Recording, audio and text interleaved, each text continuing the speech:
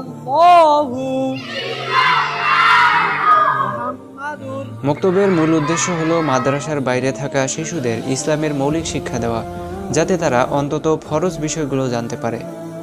আমরা সন্তানকে শুধু স্কুলে নয়, মক্তবেও যেন পাঠাই, কারণ শিক্ষা যদি দুনিয়ার জন্য হয় আর চরিত্র যদি আখিরাতের জন্য না হয়, তাহলে সেই শিক্ষা অসম্পূর্ণ। আসসালামু আলাইকুম ওয়া রাহমাতুল্লাহি ওয়া বারাকাতুহু। قال النبي صلى الله عليه وسلم طلب العلم فريضة على كل مسلم। হযরত নবী করিম সাল্লাল্লাহু আলাইহি ওয়াসাল্লাম বলেন, দ্বীনি ইলম তলব করা প্রত্যেক মুসলমানের উপর ফরজ।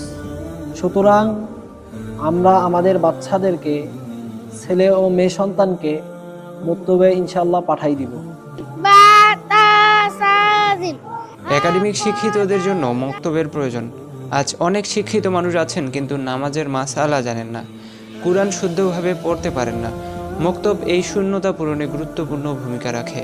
নৈতিক অবক্ষয়, মাদক এসব সমস্যার মূল কারণ হলো দ্বীনি শিক্ষার অভাব। মক্তব শিশুদের ছোটবেলা থেকেই ভালো ও মন্দের পার্থক্য শেখায়। আমরা যদি চাই সুন্দর, শান্তিপূর্ণ ও নৈতিক সমাজ, তাহলে মক্তবের মতো উদ্যোগকে বাঁচিয়ে রাখতে হবে।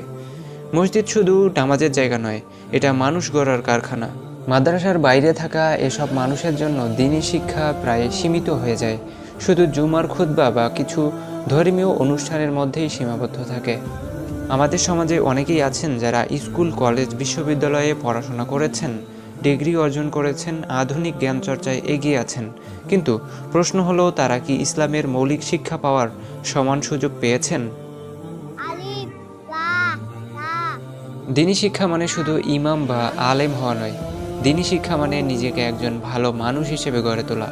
তাই আমাদের উচিত শিশুদের মক্তবে পাঠানো, মসজিদের এই উদ্যোগকে সহযোগিতা করা এবং নিজেরাও ইসলামের মৌলিক জ্ঞান অর্জনে আগ্রহী হওয়া।